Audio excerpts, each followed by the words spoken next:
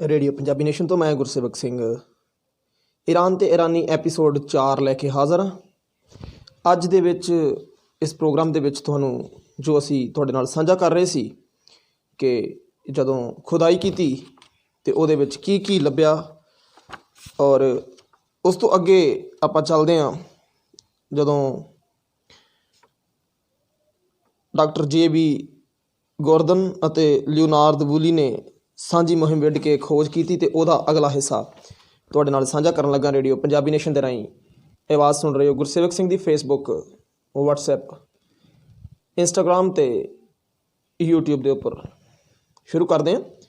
ਬਾਦਸ਼ਾਹ ਦਾ ਵਿਧਾਨ ਘਾੜਾ ਦਫਨ ਹੈ, ਉਸ ਨਾਲ ਉਸ ਦਾ ਸੰਵਿਧਾਨ ਇੱਕ ਗਜ਼ ਦੇ ਰੂਪ ਵਿੱਚ ਪਿਆ ਹੈ। ਉਹ ਇਕੱਲਾ ਹੈ। ਖੁਣੇ ਚਿੱਤਰਾਂ ਵਿੱਚ ਬਾਦਸ਼ਾਹ ਮੇਜ਼ ਕੁਰਸੀ ਉੱਪਰ ਖਾਣਾ ਖਾ ਰਿਹਾ ਹੈ। ਪਰਿਵਾਰ ਦੇ ਹੋਰ ਜੀਅ ਵੀ ਹਨ। ਥਾਲੀਆਂ ਫੜੀ ਨੌਕਰ ਖਲੋਤੇ ਹਨ। ਇਸੇ ਕਮਰੇ ਦੇ ਇੱਕ ਪਾਸੇ ਸਜਿੰਦਾ ਗਾਇਨ ਵਾਦਨ ਵਿੱਚ ਮਗਨ ਹੈ। ਉਸ ਦਾ ਸਾਥ ਇੱਕ ਔਰਤ ਦੇ ਰਹੀ ਹੈ। ਇੱਕ ਹੋਰ ਚਿੱਤਰ ਵਿੱਚ ਕੈਦੀ ਜ਼ੰਜੀਰਾਂ ਵਿੱਚ ਜਕੜ ਕੇ ਲਿਆਂਦੇ ਗਏ ਖਲੋਤੇ ਹਨ। ਗੱਡਿਆਂ ਵਿੱਚ ਰਸਦਾਂ ਲੱਦੀਆਂ ਜਾ ਰਹੀਆਂ ਉਕਰੀਆਂ ਹੋਈਆਂ ਹਨ। ਇੱਕ ਬੰਦਾ ਬੱਕਰਾ ਲਿਆ ਰਿਹਾ ਹੈ, ਦੂਜਾ ਦੋ ਮੱਛੀਆਂ। ਇੱਕ ਬੰਦੇ ਦੇ ਪਿੱਠ 'ਤੇ ਗਠੜੀ ਹੈ ਤੇ ਭਾਰ ਕਾਰਨ ਝੁਕਿਆ ਤੁਰਦਾ ਜਾ ਰਿਹਾ ਹੈ। ਇੱਕ ਪਲੇਟ ਉੱਪਰ ਰਾਜਾ ਵੱਡੇ ਆਕਾਰ ਦਾ, ਉਸ ਦਾ ਪਰਿਵਾਰ, ਦੋ ਖੋਤੇ, ਇੱਕ ਖਾਲੀ ਖਲੋਤਾ ਰੱਥ, ਹੱਥ ਪਿੱਠ ਪਿੱਛੇ ਬੰਨੀ ਨੰਗੇ ਪੈਰਾਂ ਵਾਲੇ ਕੈਦੀਆਂ ਨੂੰ ਪੇਸ਼ ਕਰ ਰਿਹਾ ਹੈ ਕੋਤਵਾਲ। ਬਾਦਸ਼ਾਹ ਸ਼ਾਇਦ ਇਹਨਾਂ ਦੀ ਕਿਸਮਤ ਦਾ ਫੈਸਲਾ ਕਰੇ। ਇੱਕ ਹੋਰ ਪਲੇਟ ਉੱਪਰ ਹਥਿਆਰਬੰਦ ਸੈਨਾਵਾਂ ਹਨ। ਸਿਪਾਹੀਆਂ ਨੇ ਉਹ ਵਰਦੀਆਂ ਪਹਿਨ ਰੱਖੀਆਂ ਹਨ ਜੋ ਪਿੰਜਰਾਂ ਉੱਪਰ ਮਿਲੀਆਂ। ਉਹ ਹਥਿਆਰ ਹਨ। ਦੁਸ਼ਮਣ ਜਾਂ ਤਾਂ ਮਰੇ ਪਏ ਹਨ ਜਾਂ ਨੰਗੇ ਧੜ ਦੌੜੇ ਜਾਂਦੇ ਦਿਖਾਏ ਹਨ। ਇਹੋ ਜਿਹੀਆਂ ਵਰਦੀਆਂ ਇਹਨਾਂ ਚਿੱਤਰਾਂ ਤੋਂ 2000 ਸਾਲ ਬਾਅਦ ਸਿਕੰਦਰ ਦੀਆਂ ਫੌਜਾਂ ਨੇ ਪਹਿਨੀਆਂ ਸਨ। ਸੋ ਜਿਸ ਕਾਸੇ ਦਾ ਇਬਰਾਨੀ ਅਜੇ ਸੁਪਨਾ ਲੈ ਰਹੇ ਸਨ, ਸੁਮੇਰੀਆਂ ਕੋਲ ਉਹ ਸਾਰਾ ਕੁਝ ਮੌਜੂਦ ਸੀ।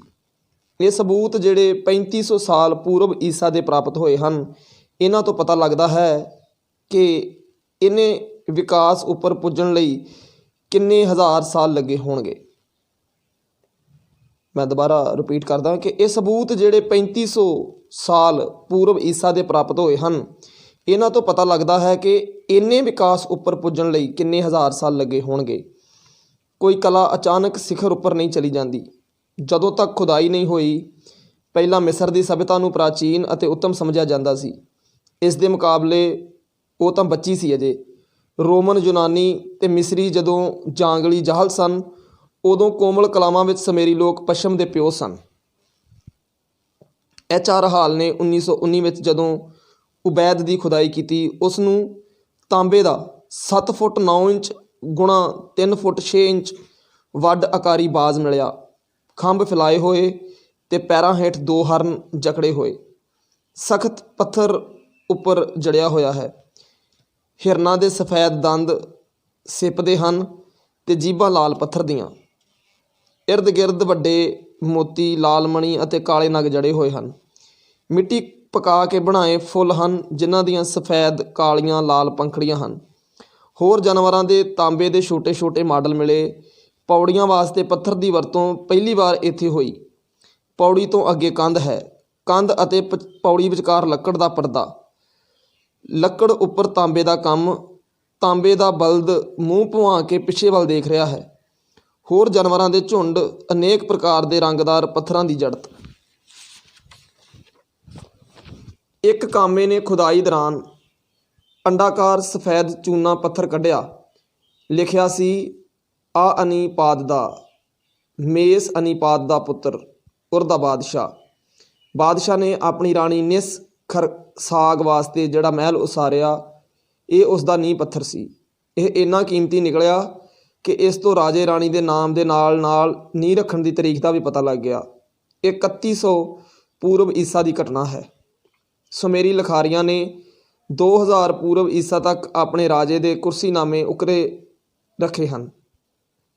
ਮੇਸਨੀਪਾਦ ਪਿੱਛੋਂ ਮੇਸਕਿਆਂਗ ਨਨਾਰ ਗੱਦੀ 'ਤੇ ਬੈਠਾ। ਇੱਕ ਪੱਥਰ ਦੇ ਨਿੱਕੇ ਟੁਕੜੇ ਨੇ ਮਿੱਥ ਨੂੰ ਸੱਚ ਵਿੱਚ ਬਦਲ ਦਿਖਾਇਆ। ਪੱਥਰ ਸਲੇਟਾਂ ਉੱਪਰ ਗਾਵਾਂ ਦੇ ਵੱਗ ਉਕਰੇ ਹੋਏ ਹਨ।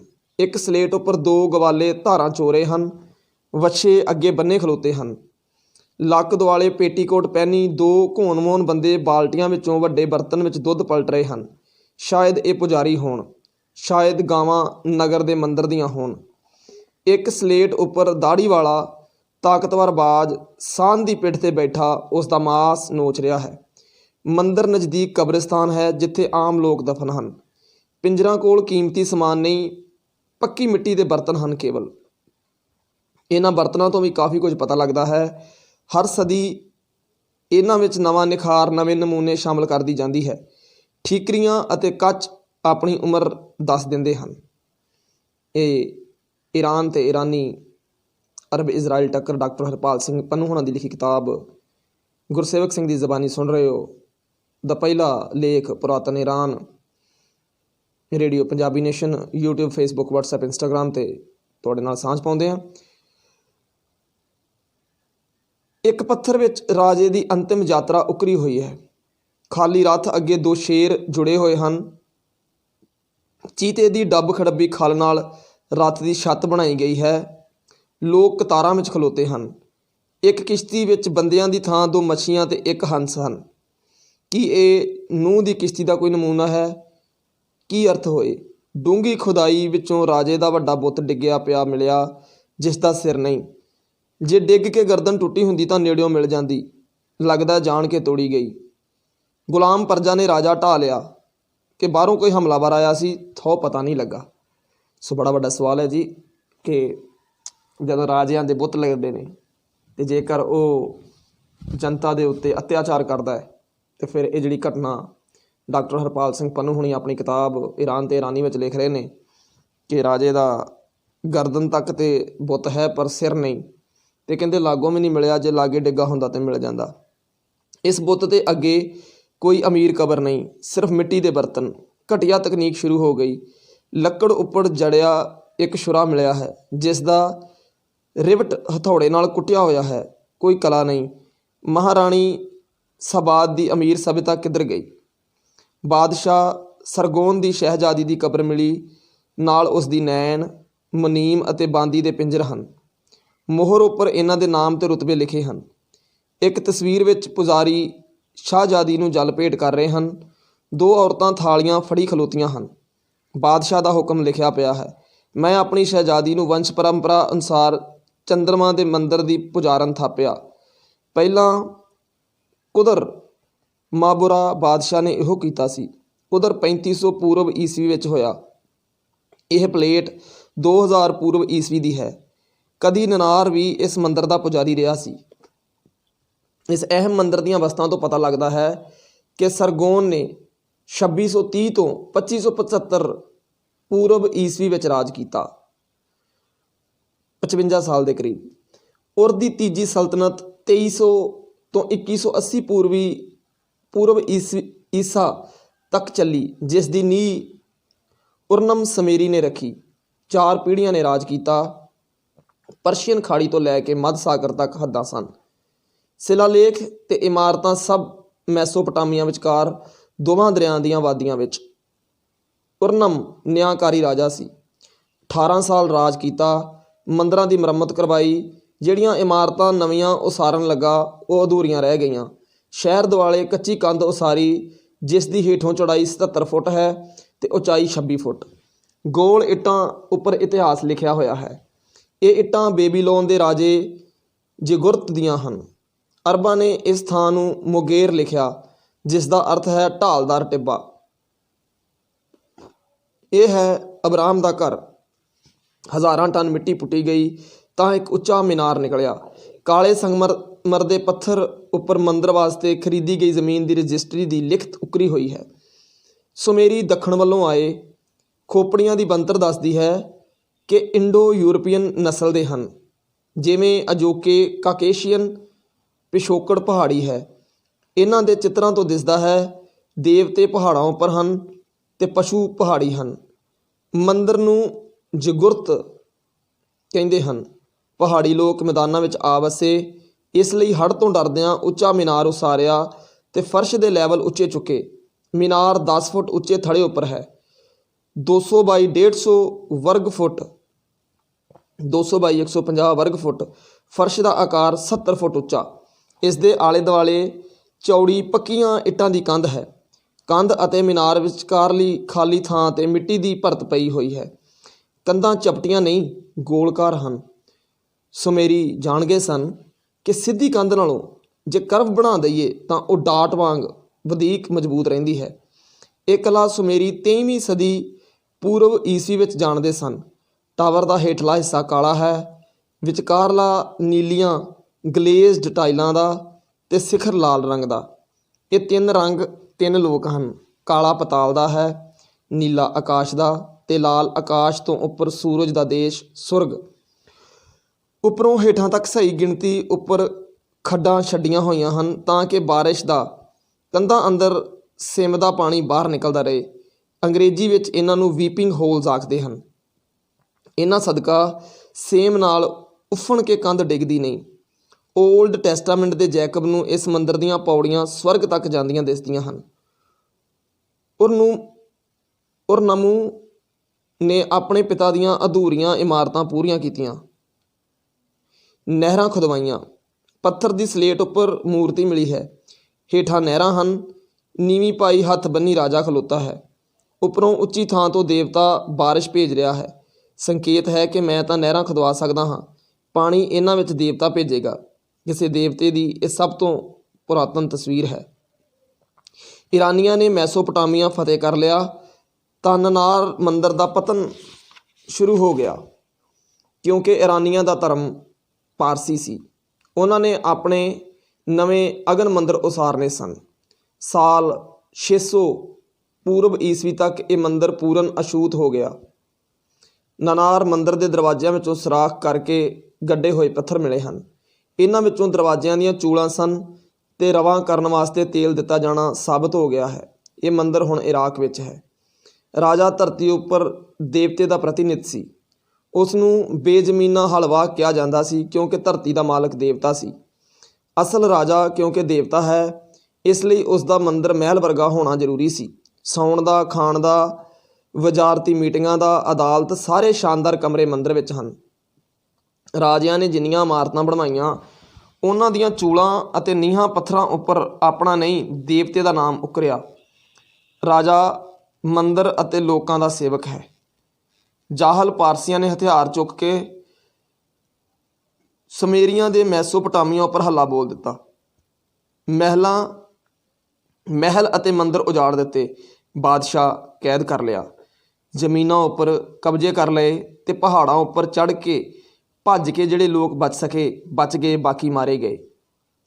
ਅਸੀਨ ਅਤੇ ਲਾਰਸਾ ਨਾਮ ਦੇ ਦੋ ਬੰਦੇ ਜੋ ਪਹਿਲੋਂ ਛੋਟੇ-ਮੋਟੇ ਜਾਗੀਰਦਾਰ ਸਨ, ਹੁਕਮਰਾਨ ਹੋ ਗਏ। ਜਿਵੇਂ ਆਰੀਆਂ ਨੇ ਸਿੰਧਵਾਦੀ ਉਜਾੜੀ ਸੀ, ਬਿਲਕੁਲ ਇਸੇ ਤਰ੍ਹਾਂ ਇੱਥੇ ਆਰੀਆਂ ਨੇ ਸੁਮੇਰਵਾਦੀ ਉਜਾੜੀ। ਪਾਰਸੀ ਹੋਣ ਦੇ ਬਾਵਜੂਦ ਕਿਸੇ ਅਗੰਮੀ ਭੈ ਕਾਰਨ ਇਹਨਾਂ ਨੇ ਚੰਦਰਮਾ ਮੰਦਰ ਢਾਇਆ ਨਹੀਂ। ਕੁਝ ਸਾਲ ਬਾਅਦ ਜਦੋਂ ਅਹਿਸਾਸ ਹੋਇਆ ਕਿ ਇਸ ਮੰਦਰ ਨਾਲ ਲੋਕਾਂ ਦੀਆਂ ਭਾਵਨਾਵਾਂ ਜੁੜੀਆਂ ਹੋਈਆਂ ਹਨ ਤਾਂ ਮੁਰੰਮਤ ਕੀਤੀ। ਇੱਟਾਂ ਉੱਪਰ ਲਿਖਿਆ ਗਿਆ ਕਿ ਮੁਰੰਮਤ ਪਾਰਸੀ ਰਾਜੇ ਨੇ ਕੀਤੀ ਹੈ। ਇਹ ਮੁਰੰਮਤ ਦੀ ਅਹਿਮੀਅਤ ਕੁਝ ਵਧੇਕ ਹੀ ਹੋਵੇਗੀ ਕਿਉਂਕਿ ਪਹਿਲਾਂ ਪਾਰਸੀ ਹਕੂਮਤ ਦੇ ਆਖਰੀ ਰਾਜੇ ਇਸੀਨ ਨੇ ਆਪਣੇ ਬੇਟੇ ਨੂੰ ਇਸ ਦਾ ਪੁਜਾਰੀ ਥਾਪ ਦਿੱਤਾ। ਲਾਰਸਾ ਨੇ ਇਸੀਨ ਨੂੰ ਹਰਾ ਕੇ ਹਕੂਮਤ ਤਾਂ ਖੋਹ ਲਈ ਪਰ ਉਸ ਦੇ ਬੇਟੇ ਨੂੰ ਪੁਜਾਰੀ ਰਹਿਣ ਦਿੱਤਾ। ਇਸੀਨ ਦਾ ਬੇਟਾ ਮੁਰੰਮਤ ਕਰਵਾ ਰਿਹਾ ਹੈ, ਕੁਝ ਨਵੀਂ ਰਿਹਾਇਸ਼ ਬਣਾ ਰਿਹਾ ਹੈ ਤਾਂ ਇੱਟਾਂ ਉੱਪਰ ਨਵੇਂ ਰਾਜੇ ਦਾ ਨਾਮ ਲਿਖਣਾ ਭੁੱਲਦਾ ਨਹੀਂ, ਲਿਖਦਾ ਹੈ। ਇਹ ਸੇਵਾ ਲਾਰਸਾ ਦੀ ਖੁਸ਼ਹਾਲੀ ਲਈ ਕਰਵਾਈ।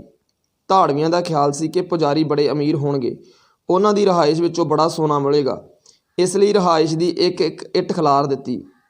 ਕੁਝ ਮਿਲਿਆ ਕਿ ਨਹੀਂ ਪਤਾ ਨਹੀਂ। ਅਜਾਇਬ ਘਰ ਦੇ ਰੂਪ ਵਿੱਚ ਅੱਜ ਇਹ ਮੰਦਰ ਬਗਦਾਦ ਦੀ ਸ਼ਾਨ ਹੈ, ਜਿਸ ਵਿੱਚ ਸਮੇਰੀਆਂ ਦੀ ਕਲਾ, ਕੁਸ਼ਲਤਾ ਅਤੇ ਤਾਕਤ ਧੁੰਦਲੀ ਨਹੀਂ ਪਈ। ਖੁਦਾਈ ਵਿੱਚੋਂ ਸਟਰਾਂਗ ਰੂਮ ਨਿਕਲ ਆਇਆ ਜਿੱਥੇ ਉਹ ਸਾਰੀਆਂ ਸੁਗਾਤਾਂ ਪਈਆਂ ਹਨ ਜੋ ਸੰਭਾਲੀਆਂ ਇਹ ਦੇਸ਼ ਵਿਦੇਸ਼ ਵਿੱਚੋਂ ਮੰਦਰ ਲਈ ਭੇਟਾਂ ਵਜੋਂ ਆਈਆਂ। ਪੂਰੇ ਦਾ ਪੂਰਾ ਵਸਤਾ ਦਾ ਭੰਡਾਰ, ਐਂਟੀਕਸ ਦਾ ਭੰਡਾਰ, ਪੁਰਾਵਸਤਾਂ ਜਿਹੜੀਆਂ ਪੁਰਾਣੀਆਂ ਵਸਤਾਂ ਉਹਨਾਂ ਦਾ ਭੰਡਾਰ। ਅਬਰਾਹਮ ਦੇ ਸਮਕਾਲੀ ਹਮੂਰਬੀ ਨੇ ਜਦੋਂ ਇਸ ਇਲਾਕੇ ਨੂੰ ਫਤਿਹ ਕੀਤਾ ਤਾਂ ਆਪਣਾ ਵਿਜੇ ਸਤੰਭ ਉਸਾਰਿਆ ਜੋ ਸਲਾਮਤ ਮਿਲ ਗਿਆ ਹੈ। ਕਾਲੇ ਸੰਗਮਰਮਰ ਉੱਪਰ ਇਸ ਰਾਜੇ ਦੀਆਂ ਹੋਰ ਜਿੱਤਾਂ ਦਾ ਵੇਰਵਾ ਲਿਖਿਆ ਗਿਆ ਹੈ। ਸਹੀ ਤਰੀਖਾਂ ਲਿਖੀਆਂ ਪਈਆਂ ਹਨ। ਘਰਾਂ ਦੇ ਫਰਸ਼ਾਂ ਉੱਤੇ ਸੁਆਹ ਦੀ ਤਹਿ ਹੈ, ਯਾਨੀ ਕਿ ਆਬਾਦੀ ਨੂੰ ਅੱਗਾਂ ਲਾਈਆਂ ਗਈਆਂ। ਇਸ ਪਿੱਛੋਂ ਨਵੀਂ ਉਸਾਰੀ 2100 ਤੋਂ 1855 ਪੂਰਬ ਈਸਵੀ ਵਿਚਕਾਰ ਹੋਈ। ਪੱਥਰ ਸਲੇਟਾਂ ਉੱਪਰ ਗਣਿਤ ਦੇ ਸਵਾਲ ਹੱਲ ਕੀਤੇ ਮਿਲੇ। ਸ਼ਹਿਰ ਵਿਚਲੇ ਬਾਕੀ ਮੰਦਰਾਂ ਦੇ ਨਕਸ਼ੇ ਮਿਲੇ। ਜੋੜ ਘਟਾ, ਗੁਣਾ ਤਕਸੀਮ, ਖੇਤਰਫਲ, ਕਿਊਬ ਕਿਵੇਂ ਹੱਲ ਕਰਨੀ ਹੈ, ਸਭ ਸਬੂਤ ਮਿਲ ਗਏ ਹਨ। ਕਿਤੇ ਕਿਤੇ ਗਲਤ ਸਵਾਲ ਨੂੰ ਕੱਟ ਕੇ ਠੀਕ ਕੀਤਾ ਹੋਇਆ ਹੈ। ਮੁਰਦਾ ਸਰੀਰ ਘਰ ਦੇ ਅੰਦਰ ਹੀ ਦਫਨ ਕੀਤਾ ਹੋਇਆ ਹੈ। ਸਮਝਿਆ ਜਾਂਦਾ ਹੋਵੇਗਾ ਅਜੇ ਵੀ ਪਰਿਵਾਰ ਦਾ ਹੀ ਇੱਕ ਮੈਂਬਰ ਹੈ। ਪੱਕੀ ਮਿੱਟੀ ਉੱਪਰ ਉਕਰੀਆਂ ਚੜਾਵੇ ਦੀਆਂ ਰਸੀਦਾਂ ਹਨ। ਅਨਾਜ, ਰੂੰ, ਲੱਕੜ, ਪਨੀਰ, ਧਾਤਾਂ, ਪਸ਼ੂ ਸਭ ਦਾ ਰਿਕਾਰਡ ਪਿਆ ਹੈ। ਸਿੱਕੇ ਅਜੇ ਪ੍ਰਚਲਿਤ ਨਹੀਂ ਹੋਏ ਸਨ। ਭੰਡਾਰ ਵਿੱਚ ਕਿੰਨਾ ਸਮਾਨ ਪਿਆ ਹੈ, ਕਿੰਨਾ ਵਰਤੋਂ ਲਈ ਦੇ ਦਿੱਤਾ, ਵੇਰਵੇ ਹਨ। ਕਤਾਈ, ਬੁਣਾਈ, ਸਿਲਾਈ ਔਰਤਾਂ ਕਰਦੀਆਂ ਸਨ। ਇਹ ਦਿਹਾੜੀ ਲੈਂਦੀਆਂ ਸਨ ਕਿ ਮੁਫਤ ਸੇਵਾ ਕਰਦੀਆਂ ਸਨ, ਪਤਾ ਨਹੀਂ ਲੱਗਦਾ। ਹਰੇਕ ਔਰਤ ਨੂੰ ਕਿੰਨਾ ਕੱਚਾ ਮਾਲ ਦਿੱਤਾ, ਉਸਨੇ ਉਸ ਵਿੱਚੋਂ ਕਿੰਨਾ ਕੰਮ ਕਰ ਲਿਆ, ਇਸ ਔਰਤ ਦੇ ਖਾਣ ਪੀਣ 'ਤੇ ਕੀ ਖਰਚ ਆਇਆ, ਮਹੀਨੇਵਾਰ ਫਿਰ ਤਿਮਾਹੀਵਾਰ ਲੇਖਾ ਕੀਤਾ ਪਿਆ ਹੈ। ਇਹ ਸਭ ਦੇਖਦਿਆਂ ਸੁਮੇਰੀਆਂ ਦੇ ਮੁਕਾਬਲੇ ਪਾਰਸੀਆਂ ਦੀ ਜਾਹਲਤ 'ਤੇ ਤਰਸ ਆਉਂਦਾ ਹੈ। ਇੱਟਾਂ ਦੀ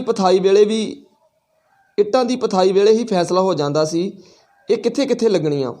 ਉਕਰਿਆ ਹੋਇਆ ਹੈ। ਪੂਜਾ ਸਥਾਨ ਲਈ, ਗੁੰਬਦ ਲਈ, ਵੇਦੀ ਲਈ ਆਦਿਕ ਖੂਹਾਂ ਦੀ ਚਣਾਈ ਕਰਦਿਆਂ ਹਰੇਕ ਭਾਂਤ ਦੀ ਇੱਕ ਇੱਕ ਇੱਟ ਕੰਧ ਵਿੱਚ ਜੜ ਦਿੱਤੀ ਤਾਂ ਕਿ ਨਮੂਨੇ ਰਿਕਾਰਡ ਬਣੇ ਰਹਿਣ।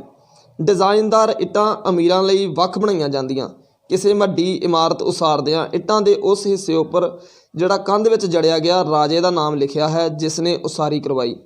ਮੰਤਵ ਹੈ ਕਿ ਨਾਮ ਰਹੇ ਤਾਂ ਪਰ ਲੁਕਿਆ ਰਹੇ। ਦੇਵਤੇ ਤਾਂ ਕੰਧਾਂ ਵਿਚਕਾਰ ਲਿਖੇ ਨੂੰ ਪੜ੍ਹ ਲੈਂਦੇ ਹਨ, ਆਮ ਆਦਮੀ ਉੱਪਰ ਕੀ ਰੋਹਬ ਪਾਉਣਾ।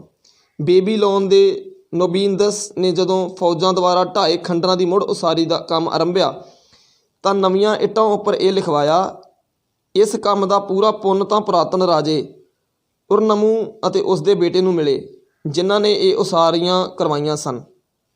ਮੈਂ ਤਾਂ ਬਸ ਮੁਰੰਮਤ ਕਰਵਾਈ ਹੈ। ਵੂਲੀ ਲਿਖਦਾ ਹੈ, ਜਦੋਂ ਕਦੀ ਇਹੋ ਜਿਹੀ ਇੱਟ ਪੁੱਟ ਕੇ ਅਸੀਂ ਲਿਖਤ ਪੜ੍ਹਦੇ ਸਾਡੇ ਸਿਰ ਆਦਰ ਨਾਲ ਆਪੇ ਝੁਕ ਜਾਂਦੇ। ਕਿੰਨੇ ਇਮਾਨਦਾਰ ਲੋਕ ਇੱਥੇ ਹੋ ਗੁਜ਼ਰੇ।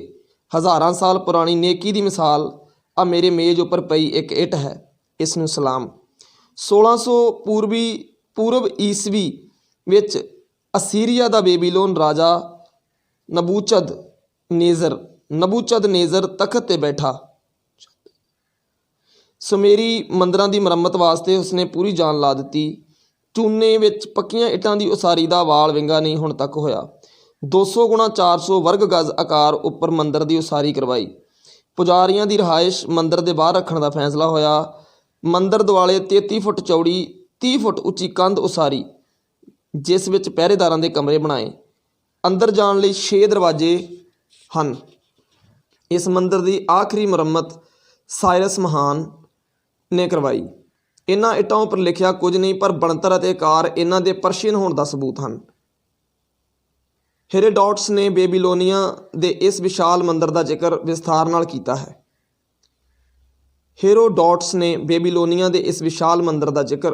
ਨਾਲ ਕੀਤਾ ਹੈ। ਵੂਲੀ ਅਰਬ ਮਜ਼ਦੂਰਾਂ ਨੂੰ ਜਦੋਂ ਖੁਦਾਈ ਕਰਨ ਲਈ ਆਖਦਾ ਤਾਂ ਉਹ ਇਹ ਬੁਰਾ ਕੰਮ ਕਰਨ ਵਾਸਤੇ ਤਿਆਰ ਨਾ ਹੁੰਦੇ। ਲਿਖਦਾ ਹੈ, ਉਹਨਾਂ ਨੂੰ ਇਤਬਾਰ ਹੀ ਨਹੀਂ ਸੀ ਕਿ ਅਸੀਂ ਇਤਿਹਾਸਿਕ ਖੋਜ ਦਾ ਕੰਮ ਕਰ ਰਹੇ ਹਾਂ। ਉਹ ਸਾਨੂੰ ਸਰਕਾਰੀ ਡਾਕੂ ਸਮਝਦੇ ਜਿਹੜੇ ਸਿਰਫ ਦੱਬੇ ਖਜ਼ਾਨੇ ਪੁੱਟਣ ਆਏ ਹਨ। ਜ਼ਮੀਨ ਪੁੱਟਦਿਆਂ ਅਚਾਨਕ ਰੌਲਾ ਪਾ ਦਿੰਦੇ, ਖਜ਼ਾਨਾ ਮਿਲ ਗਿਆ, ਖਜ਼ਾਨਾ ਮਿਲ ਗਿਆ। ਜਦੋਂ ਅਸੀਂ ਜਾ ਕੇ ਦੇਖਦੇ ਯਕੀਨ ਨਾ ਆਉਂਦਾ। ਸੱਚਮੁੱਚ ਸੋਨੇ ਚਾਂਦੀ ਦੇ ਗਹਿਣੇ, ਝੁਮਕੇ, ਪੈਂਡਲਮ, ਹਾਰ, ਕਲਿੱਪ। ਇੱਕ ਕਲਿੱਪ ਉੱਪਰ ਲੰਮੇ ਚੋਲੇ ਵਾਲੀ ਔਰਤ ਦੀ ਤਸਵੀਰ ਹੈ। ਇਹ ਗਹਿਣੇ ਜ਼ਮੀਨ ਵਿੱਚ ਦੱਬ ਕੇ ਪੁਜਾਰੀ ਨੇ ਉੱਪਰ ਇੱਟਾਂ ਦਾ ਚਾਹਾ ਲਾ ਦਿੱਤਾ ਕਿ ਹੁਣ ਤਾਂ ਭੱਜਣਾ ਪਏਗਾ, ਫਿਰ ਮੌਕਾ ਆਏਗਾ ਤਾਂ ਪੁੱਟ ਕੇ ਕੱਢ ਲਵਾਂਗਾ। ਮੌਕਾ ਆਇਆ ਹੀ ਨਹੀਂ। ਦੱਬਿਆ ਖਜ਼ਾਨਾ ਮਿਲੇਗਾ, ਇਹ ਤਾਂ ਸਾਡੇ ਖਾਬੋ ਖਿਆਲ ਵਿੱਚ ਨਹੀਂ ਸੀ। ਫਾਰਸੀ ਇੱਟਾਂ, ਬੈਂਚ, ਮੇਜ਼, ਵੇਦੀ, ਸਾਰਾ ਜਾਣਿਆ ਪਛਾਣਿਆ ਸਮਾਨ ਮਿਲ ਜਾਂਦਾ। ਇੱਕ ਟੋਏ ਵਿੱਚੋਂ ਠੀਕਰੀਆਂ ਦਾ ਢੇਰ ਮਿਲਿਆ। ਜੋੜ ਕੇ ਦੇਖਿਆ ਤਾਂ ਖੂਬਸੂਰਤ ਸੁਰਾਹੀ ਬਣ ਗਈ। ਉੱਪਰ ਲਿਖਤ ਤੋਂ ਪਤਾ ਲੱਗਾ ਕਿ ਸੁਮੇਰੀਆਂ ਦੀਆਂ ਪਵਿੱਤਰ ਸੁਰਾਹੀਆਂ ਹਨ ਜਿਨ੍ਹਾਂ ਨੂੰ ਪਾਰਸੀਆਂ ਨੇ ਭੰਨਿਆ। ਕਿਸੇ ਜਿਉਂਦੇ ਬਚੇ ਹੋਏ ਸਮੇਰੀ ਨੇ ਸਤਿਕਾਰ ਨਾਲ ਇਹਨਾਂ ਨੂੰ ਦਫਨਾ ਦਿੱਤਾ। ਨਬੋਦੀਨਸ ਨੇ ਆਪਣੀ ਸ਼ਹਿਜ਼ਾਦੀ ਨੂੰ ਜਦੋਂ ਉਰ ਮੰਦਰ ਦੀ ਸ਼੍ਰੋਮਣੀ ਪੁਜਾਰਨ ਥਾਪਿਆ ਨਬੋਦੀਨਸ ਨੇ ਜਦੋਂ ਆਪਣੀ ਸ਼ਹਿਜ਼ਾਦੀ ਨੂੰ ਉਰ ਮੰਦਰ ਦੀ ਸ਼੍ਰੋਮਣੀ ਪੁਜਾਰਨ ਥਾਪਿਆ ਤਾਂ ਉਸ ਦੀਆਂ ਬਾਂਦੀਆਂ ਉਹਨਾਂ ਕਮਰਿਆਂ ਵਿੱਚ ਰਹਿਣ ਲੱਗੀਆਂ ਜਿਨ੍ਹਾਂ ਵਿੱਚ ਪਹਿਲੋਂ ਪੁਜਾਰੀ ਰਿਹਾ ਕਰਦੇ ਸਨ। ਹੁਣ ਇਹ ਸਾਧਵੀਆਂ ਦਾ ਆਸ਼ਰਮ ਬਣ ਗਿਆ, ਕਿਉਂਕਿ ਸ਼ਹਿਜ਼ਾਦੀ ਦੀ ਮੌਤ ਤੋਂ ਬਾਅਦ ਵੀ ਸਾਧਵੀਆਂ ਦੀ ਪਰੰਪਰਾ ਚੱਲੀ। ਕੀ ਪਤਾ ਇਹ ਦੇਵਦਾਸੀਆਂ ਹੋਣ। ਖੁਦਾਈ ਵਿੱਚੋਂ ਗਜਬ ਦੀ ਟਾਇਲਟ ਸੀਟ ਮਿਲੀ ਹੈ ਜਿਹੜੀ ਨਿਰਸਨ ਦੇ ਸ਼ਹਿਜ਼ਾਦੀ ਦੀ ਹੈ। ਇਹ ਵਿਦੇਸ਼ ਵਿੱਚੋਂ ਆਈ ਸੁਗਾਤ ਹੈ ਜਿਸ ਉੱਪਰ ਖੁਣਾਈ ਅਤੇ ਸਿਪ ਦਾ ਕੰਮ ਦੰਗ ਕਰਨ ਵਾਲਾ ਹੈ। ਯੁਵਰਾਣੀ ਮੰਦਰ ਵਿੱਚ ਬੱਚਿਆਂ ਨੂੰ ਪੜ੍ਹਾਇਆ ਵੀ ਕਰਦੀ ਸੀ। ਇੱਕ ਪੱਥਰ ਅਜਿਹਾ ਮਿਲਿਆ ਜਿਵੇਂ ਮੁਰੱਬੇਬੰਦੀ ਦਾ ਹੋਵੇ। ਦਿਸ਼ਾਵਾਂ, ਮਾਲਕ ਦਾ ਨਾਮ, ਜ਼ਮੀਨ ਦਾ ਰਕਬਾ, ਰਜਿਸਟਰੀ ਦਾ ਵੇਰਵਾ। ਜੋ ਇਸ ਪੱਥਰ ਨੂੰ ਪੁੱਟੇਗਾ ਉਸ ਨੂੰ ਸਰਾਪ, ਸਭ ਕੁਝ ਲਿਖਿਆ ਹੋਇਆ ਹੈ। ਬਾਅਦ ਵਿੱਚ ਪਤਾ ਲੱਗਾ ਕਿ ਇਹ ਪੱਥਰ ਵਾਸਤਵ ਵਿੱਚ ਕਿਸੇ ਵੱਡ ਆਕਾਰੀ ਬੁੱਤ ਦਾ ਤੋੜਿਆ ਇੱਕ ਬਾਜੂ ਹੈ। ਪੂਰਬ ਵੱਲੋਂ ਸਾਇਰਸ ਨੇ ਹੱਲਾ ਬੋਲਿਆ, ਸ਼ਹਿਜ਼ਾਦਾ ਬੇਲ ਸਜਰੀ ਮਾਰਿਆ ਗਿਆ ਤੇ ਰਾਜਾ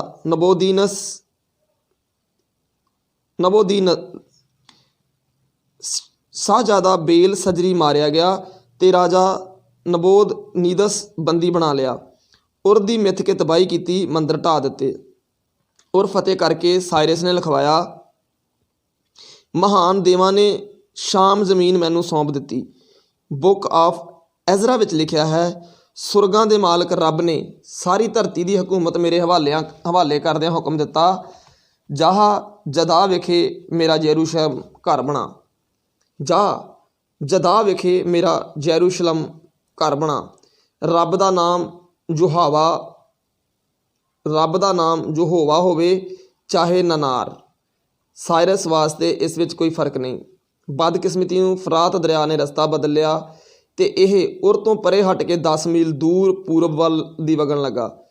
ਇਸ ਨਾਲ ਉਰ ਦਾ ਦਰਿਆਈ ਵਪਾਰ ਬੰਦ ਹੋ ਗਿਆ ਤੇ ਜਿਹੜੀ ਧਰਤੀ ਪਹਿਲੋਂ ਹਰੀ ਭਰੀ ਸੀ ਬੰਜਰ ਹੋ ਗਈ। ਇਹ ਉਰ ਦੀ ਸੰਪੂਰਨ ਤਬਾਹੀ ਸੀ।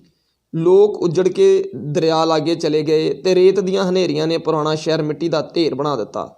ਬਾਦਸ਼ਾਹ ਸਾਇਰਸ ਤੋਂ ਬਾਅਦ ਇੱਥੇ ਵੱਲ ਕਿਸੇ ਨੇ ਧਿਆਨ ਨਾ ਦਿੱਤਾ। ਨਨਾਰ ਮੰਦਰ ਦੇ ਬਾਅਦ ਕੁਝ ਝੌਂਪੜੀਆਂ ਮਿਲੀਆਂ ਹਨ ਜੋ ਨਨਾਰ ਦੀਆਂ ਇੱਟਾਂ ਨਾਲ ਬਣਾਈਆਂ ਗਈਆਂ। ਛੋਟੇ ਮੋਟੇ ਪੁਜਾਰੀ ਦਾਨ ਦੀ ਆਸ ਵਿੱਚ ਕੁਝ ਸਮਾਂ ਬੈਠੇ ਰਹੇ ਹੋਣਗੇ। ਕੁਝ ਇੱਟਾਂ ਅਤੇ ਪਲੇਟਾਂ 550 ਪੂਰਬ ਈਸਵੀ ਦੀਆਂ ਮਿਲੀਆਂ ਹਨ। ਪਿੱਛੋਂ ਮੌਤ ਦੀ ਪੂਰਨ ਸ਼ਾਂਤੀ ਪਸਰ ਗਈ। ਇਸ ਪਿੱਛੋਂ ਜ਼ਰਤੁਸ਼ਤ ਦਾ ਪਾਰਸੀ ਧਰਮ ਰਾਜ ਧਰਮ ਹੋ ਗਿਆ। ਇੱਕ ਰੱਬ ਦੀ ਪੂਜਾ ਨੇ ਸਭ ਦੇਵਤੇ ਤਬਾਹ ਕਰ ਦਿੱਤੇ। ਸ਼ਾਨਦਾਰ ਸ਼ਹਿਰ ਦਾ ਨਾਮ ਤੱਕ ਵਿਸਰ ਗਿਆ। ਉੱਲੂਆਂ ਅਤੇ ਗਿੱਦੜਾਂ ਨੇ ਘੁਰਨੇ ਬਣਾਏ। ਅਰਬ ਬਦੂਆਂ ਨੇ ਜਿਸ ਥੇ ਨਜ਼ਦੀਕ ਤੰਬੂ ਤਾਣੇ ਉਹਨਾਂ ਨੂੰ ਪਤਾ ਨਹੀਂ ਸੀ ਇੱਥੇ ਕਦੀ ਅਬਰਾਹਮ ਰਿਹਾ ਕਰਦਾ ਸੀ ਜਿਹੜਾ ਉਹਨਾਂ ਦਾ ਪਿਤਾਮਾ ਯਹੂਦੀ ਕੌਮ ਦਾ ਨਿਰਮਾਤਾ ਸੀ। ਅਬਰਾਹਮ ਖਲੀਲ ਅਬਦੁਰ ਰਹਿਮਾਨ ਰੱਬ ਦਾ ਦੋਸਤ। ਅਬਰਾਹਮ ਖਲੀਲ ਅਬਦੁਰ ਰਹਿਮਾਨ ਰੱਬ ਦਾ ਦੋਸਤ। ਈਰਾਨ ਤੇ ਈਰਾਨੀ ਕਿਤਾਬ ਦੇ ਵਿੱਚੋਂ ਪਹਿਲਾ ਲੇਖ ਪੁਰਾਤਨ ਈਰਾਨ ਗੁਰਸੇਵਕ ਸਿੰਘ ਦੀ ਆਵਾਜ਼ ਦੇ ਵਿੱਚ ਰੇਡੀਓ ਪੰਜਾਬੀ ਨੇਸ਼ਨ ਤੋਂ ਤੁਸੀਂ ਸੁਣਿਆ। ਮੈਨੂੰ ਆਸ ਹੈ ਕਿ ਤੁਸੀਂ ਇਸ ਵੀਡੀਓ ਨੂੰ ਵੱਧ ਤੋਂ ਵੱਧ ਲੋਕਾਂ ਤੱਕ ਪਹੁੰਚਾਉਣ ਦੇ ਲਈ ਇਸ ਨੂੰ ਵੱਧ ਤੋਂ ਵੱਧ ਸ਼ੇਅਰ ਕਰੋਗੇ। ਲਾਈਕ ਔਰ ਕਮੈਂਟਸ ਦੇ ਵਿੱਚ ਆਪਣੇ ਵਿਚਾਰ ਜਿਹੜੇ ਆ ਜ਼ਰੂਰ ਦਿਓਗੇ। ਇਸ ਤੋਂ ਅੱਗੇ ਐਪੀਸੋਡ ਨੰਬਰ 5 ਦੇ ਵਿੱਚ ਅਸੀਂ ਅਗਲਾ ਲੇਖ ਜਿਹੜਾ ਹੈ ਪਾਰਸੀ ਧਰਮ ਕਿਵੇਂ ਇਹਦੇ ਬਾਰੇ ਡਾਕਟਰ ਹਰਪਾਲ ਸਿੰਘ ਨੇ ਕੀ ਲਿਖਿਆ ਉਹ ਤੁਹਾਡੇ ਨਾਲ ਸਾਂਝਾ ਕਰਾਂਗੇ। ਸੋ ਸਾਡੀ ਵੀਡੀਓ ਨੂੰ ਵੱਧ ਤੋਂ ਵੱਧ ਸੰਗਤ ਤੱਕ ਪਹੁੰਚਾਉਣ ਦੇ ਲਈ ਸ਼ੇਅਰ ਕਰਦੇ ਰਹਿਣਾ। ਤੁਹਾਡਾ ਬਹੁਤ ਬਹੁਤ ਧੰਨਵਾਦ। ਰੇਡੀਓ ਪੰਜਾਬੀ ਨੇਸ਼ਨ ਸੁਣਨ ਦੇ ਵਾਸਤੇ ਗੁਰਸੇਵਕ ਸਿੰਘ ਦਾ ਇਹ ਖਾਸ ਪ੍ਰੋਗਰਾਮ ਈਰਾਨ ਤੇ ਈਰਾਨੀ ਹਰਪਾਲ ਸਿੰਘ ਪੰਨੂ ਦੀ ਲਿਖੀ ਕਿਤਾਬ ਆਡੀਓ ਬੁੱਕ ਦੇ ਰੂਪ ਵਿੱਚ ਤੁਹਾਡੇ ਤੱਕ ਲੈ ਕੇ ਆ ਰਹੇ ਹਾਂ। ਬਹੁਤ ਬਹੁਤ ਧੰਨਵਾਦ ਜੀ। ਅਗਲੀ ਆਡੀਓ ਦੇ ਵਿੱਚ ਫਿਰ ਮਿਲਦੇ ਹਾਂ। ਅਗਲੇ ਐਪੀਸੋਡ ਦੇ ਵਿੱਚ ਫਿਰ ਮਿਲਦੇ ਹਾਂ। ਤਦ ਤੱਕ ਦੇ ਲਈ ਆਪਣਾ ਖਿਆਲ ਰੱਖਣਾ। ਰੱਬ ਰੱਖਾ।